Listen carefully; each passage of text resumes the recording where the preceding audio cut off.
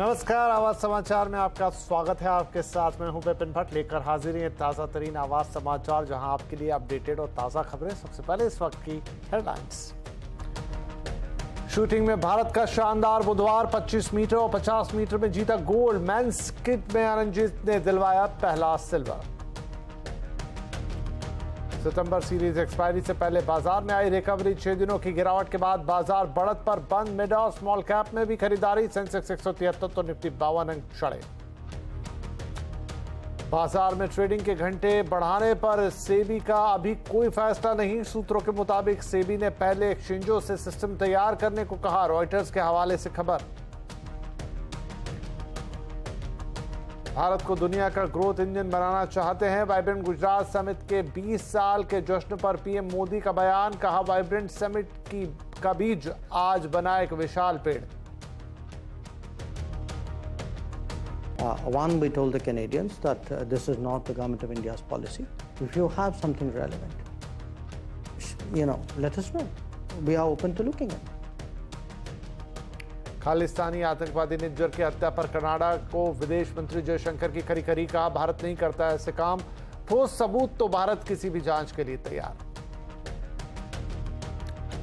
Malayalam film 2018 everyone is a hero बनी भारत की Oscar में ऑफिशियल एंट्री। भयानक बाढ़ के बीच इंसानियत की मिसाल पर आधारित है कहानी।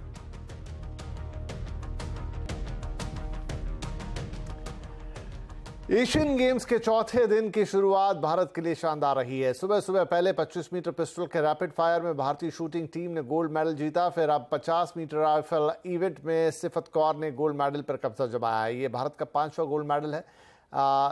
सिफत ने 469.6 के स्कोर के साथ वर्ल्ड रिकॉर्ड भी बनाया और इतिहास रच दिया। सिफत कौर के अलावा भारत की आशी ने इसी इवेंट में तीसरे नंबर पर रहते हुए ब्रॉन्ज मेडल अपने नाम किया। अब तक भारतीय टीम ने कुल 5 गोल्ड, 7 सिल्वर और 10 ब्रॉन्ज मेडल जीत लिए हैं और वो 5वें स्थान पर कायम है।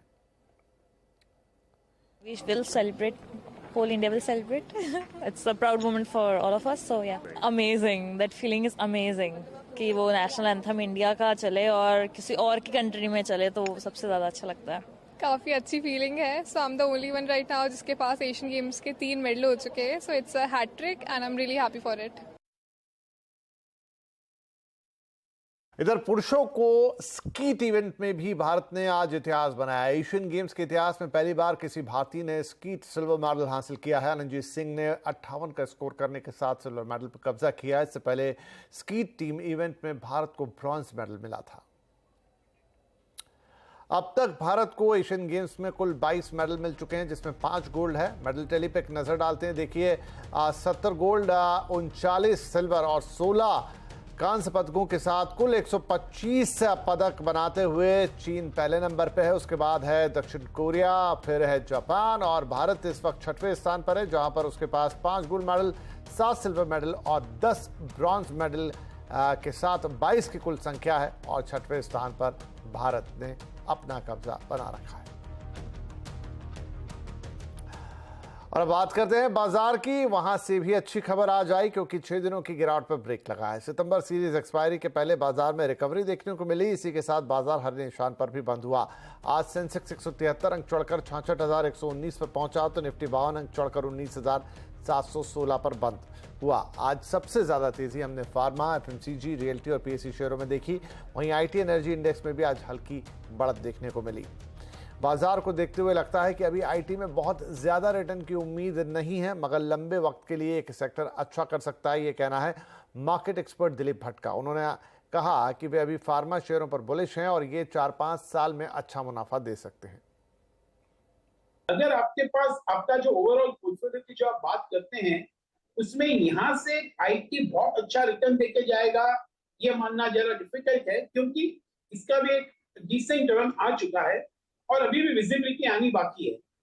तो मैं समझूंगा थोड़ा बहुत प्रॉफिट बुक करना है तो कर सकते हैं जरूर आईटी में, लेकिन it will on a relative sector को कंपेयर करें तो ये सेक्टर भी एक स्ट्रॉन्ग सेक्टर माना जाएगा। फार्मा में हमारा ध्यान बहुत बुलिश है। हमको लगता है शायद आने वाले 4-5 सालों में इंडिया से जो एक्सपोर्ट होगा, I think this will be kind of record breaking unprecedented होगा।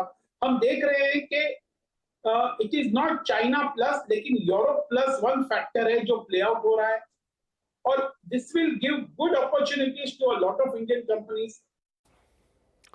और अब बात करेंगे वाइब्रेंट गुजरात समिट की, जिसके आज 20 साल पूरे हो रहे हैं। प्रधानमंत्री नरेंद्र मोदी ने आज गुजरात का इस मौके पर दौरा किया है। सुबह पीएम मोदी अहमदाबाद के साइंस सिटी में आयोजित एक रोबोटिक प्रदर्शनी में शामिल हुए। इसके साथ ही उन्होंने वाइब्रेंट गुजरात समिट के 20 साल होने के जश्न का भी उद्घाटन किया। यहाँ पर प्रधानमंत्री मोदी ने कहा कि जो एक बीज उन्होंने 20 साल पहले बोया था, वो अब एक वृक्ष वृक्ष बन चुका है। मोदी ने कहा कि वाइब्रेंट गुजरात इवेंट केवल एक ब्रांडिंग का कार्यक्रम या इवेंट नहीं है, बल्कि उससे भी ज़्यादा एक ये बॉन्डिंग का कार्यक्रम है। 2003 में मुख्यमंत्री रहते हुए नरेंद्र मोदी के ही नेतृत्व में पहला vibrant Gujarat global investor summit हुआ था, और आज इसके 20 साल पूरे हो गए हैं। वाइब्रेंट गुजरात ये सिर्फ ब्रांडिंग का आयोजन भर नहीं है, बल्कि इससे बढ़कर बॉन्डिंग का आयोजन है। दुनिया के लिए यह सफल समिट एक ब्रांड हो सकती है, लेकिन मेरे लिए ये एक मजबूत बॉन्ड का प्रतीक है। ये वो बॉन्ड है जो मेरे और गुजरात के 7 करोड़ नागरिकों से, उनके सामर्थ्य से जुड़ा हुआ है। वहीं वाइब्रेंट गुजरात ग्लोबल समिट के 20 साल पूरे होने पर वित्त सचिव हसमुख अढ़िया ने कहा कि शुरुआत से मोदी जी का विजन साफ था, तभी ये इवेंट देश ही नहीं दुनिया के लिए भी खास है। Done in a small scale in Tagore Hall, and couple of union ministers were called and some businessmen were called, but it was just a small event. One small exhibition in Tagore Hall only was there. Some B2B meetings were organized. So he came there for the event. I escorted him all throughout. He looked at the whole event and didn't comment about it, anything. But then subsequently he told us that this is not the way to do. We should do it on a grand scale. This is not befitting Gujarat, research in Gujarat. Then by guiding us through his vision of how to make it big, he came to the idea of Vibrant Gujarat. He named it as Vibrant Gujarat. And Vibrant Gujarat, the first event, was at least 20 times bigger than Research in Gujarat. But that was only the first event. After that, it went on increasing. And now Vibrant Gujarat is a big event, even more bigger than World Economic Forum. It is such a big event. So this is the way he shapes us to do big things. तो तरक्की, विकास और निवेश की रफ्तार का नाम है vibrant Gujarat summit, जिसकी शुरुआत की थी प्रधानमंत्री नरेंद्र मोदी ने आज से 20 साल पहले। आज से ठीक 20 साल पहले, जब वो गुजरात के सीएम थे। आइए देखते हैं तब से आज तक का वाइब्रेंट गुजरात समिट का सफर।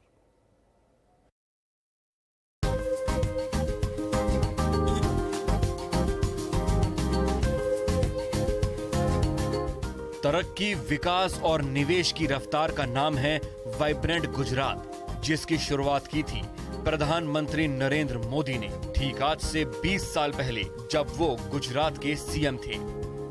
लोग कहते हैं मोदी सपने देखता है। मोदी सपने देखता नहीं है, मोदी सपने बोता है। नरेंद्र मोदी ने साल 2001 में गुजरात के सीएम का पद संभाला था, और उसी साल गुजरात ने भूकंप की जो त्रासदी झेली, उसने गुजरात की पूरी जनता और सूबे की अर्थव्यवस्था को हिलाकर रख दिया था। तब जानकार कह रहे थे कि गुजरात भूकंप की इस त्रासदी से कभी उबर नहीं पाएगा। भले उस समय मेरे पास ज्यादा अनुभव नहीं था, लेकिन मेरा गुजरात पर, अपने गुजरात के लोगों पर अटूट भरोसा था। भूकंप की त्रासदी से उबरने के बीच नरेंद्र मोदी ने साल 2003 में पहले वाइब्रेंट गुजरात समिट का आयोजन किया। राष्ट्रीय और अंतर्राष्ट्रीय निवेश को आकर्षित करने के लिए गुजरात में पहली बार ऐसा बड़ा आयोजन हुआ था। तब देश विदेश से आए निवेशकों के सामने नरेंद्र मोदी ने विकास का जो विजन पेश करते हुए कहा था कि आप गुजरात में 1 रुपया बोएंगे और परिणाम के तौर पर $1 काटेंगे। पहले ही वाइब्रेंट गुजरात समिट में करीब 125 विदेशी प्रतिनिधिमंडल, 200 NRI और 200 उच्च अधिकारी शामिल हुए थे।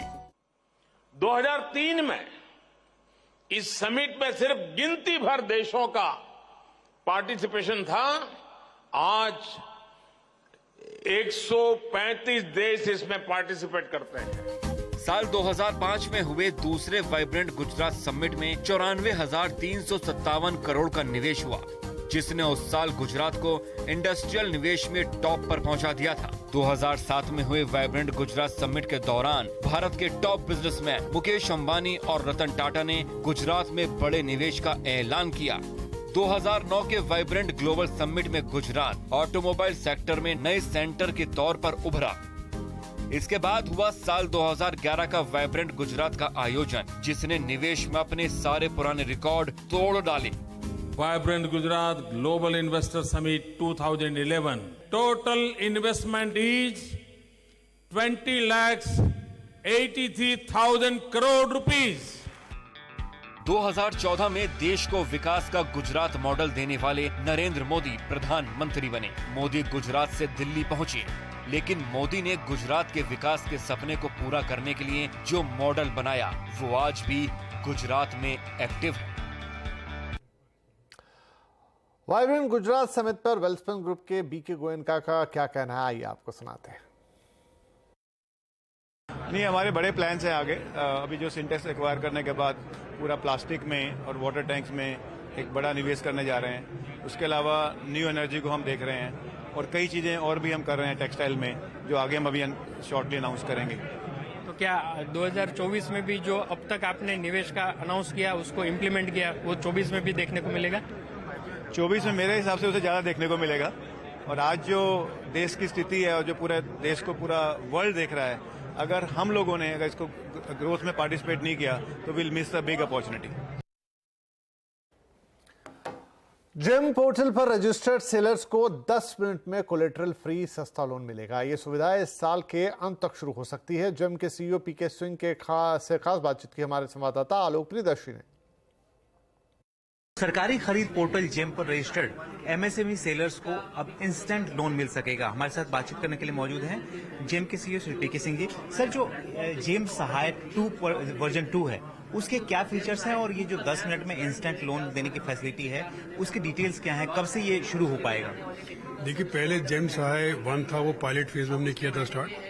उसमें करीब 21-22 करोड़ का डिसबर्समेंट किया था, बट उसमें लिमिटेशंस थे कि वो हमने ट्रायल था तो हमने खाली प्रोप्राइटरशिप फॉर्म के लिए किया था, सोल प्रोप्राइटर के लिए। अब जो हम करने वाले हैं लॉन्च, वो सबके लिए वैलिड होगा कि कोई भी सेलर जो है वो अपना जेम सहाय यूज करके लोन ले सकता है।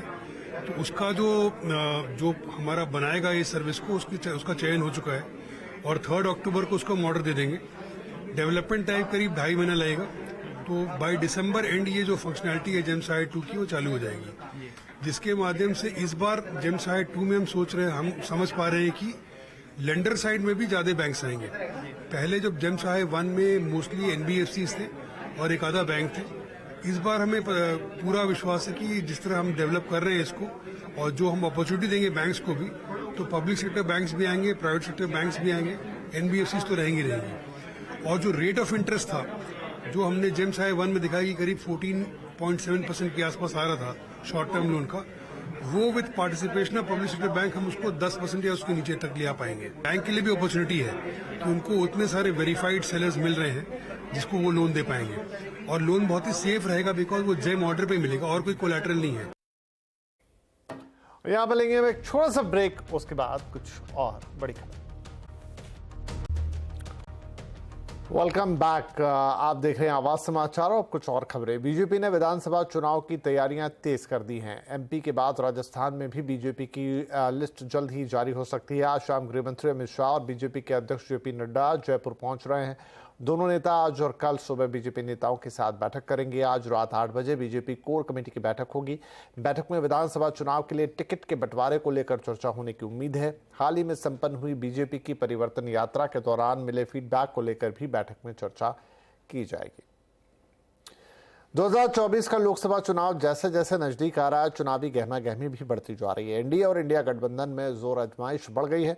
दोनों गठबंधन में से किसमें कितना दम है और आज आवाज अड्डा में इसी पर चर्चा होने जा रही है। बड़ी 7:57 पर जरूर जुड़िएगा हमारे साथ। आज का आवाज अड्डा 2024 की जंग किसमें कितना दम।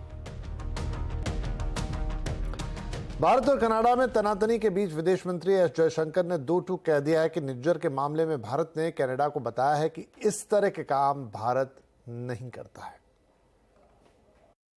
One, we told the Canadians that this is not the government of India's policy.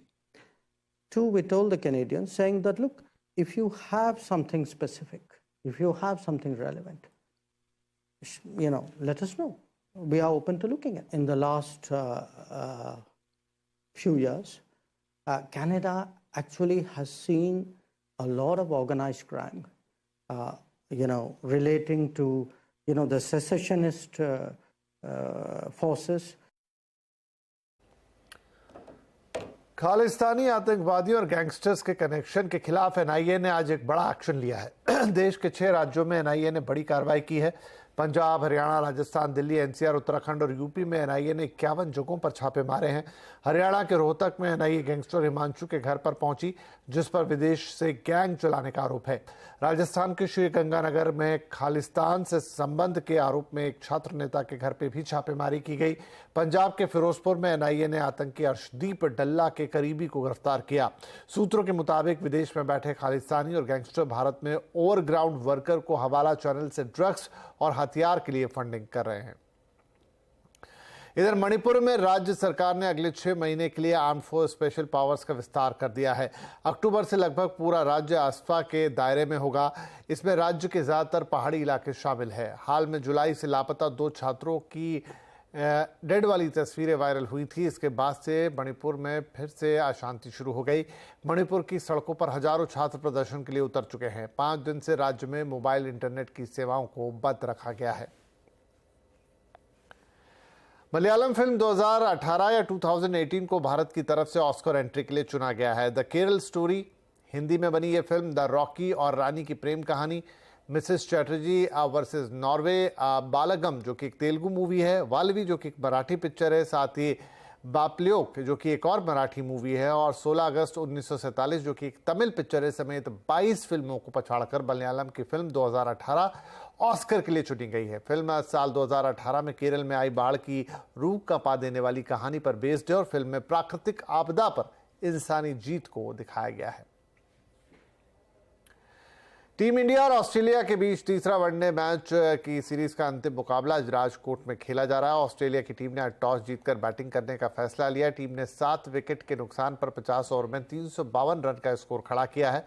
Bharat को अब जीत के लिए 553 रन चाहिए। वहीं पिछले मैचों की बात करें तो दोनों मैचों में टीम इंडिया ने जीत हासिल की थी और इस मैच में भी भारतीय टीम की कोशिश यही रहेगी।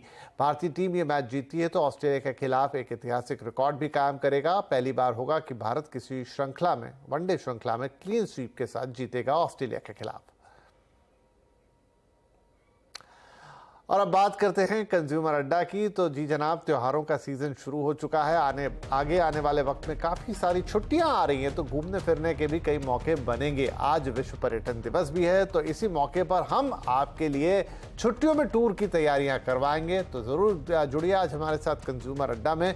छुट्टियाँ छोटी बड़ी कर लो घुमक्कड़ी, कैसे होगी प्लानिंग हम बताएंगे आपको।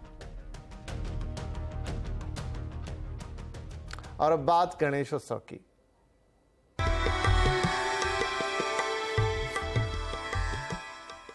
महाराष्ट्र के सीएम एकनाथ शिंदे आज अपने पूरे परिवार के साथ लालबाग के राजा के दर्शन करने के लिए पहुंचे। इस दौरान उन्होंने पूजा अर्चन कर बप्पा का आशीर्वाद लिया। सीएम शिंदे ने कहा कि हर साल की तरह उन्हें परिवार के साथ बप्पा की पूजा अर्चना की और देशवासियों की खुशियों के लिए प्रार्थना की। आपको बता दें कि आज गणेशोत्सव का 9वां दिन और कल यानी 10वें दिन पर यानी अनंत चतुर्दशी के मौके पर गणेश विसर्जन किया जाएगा।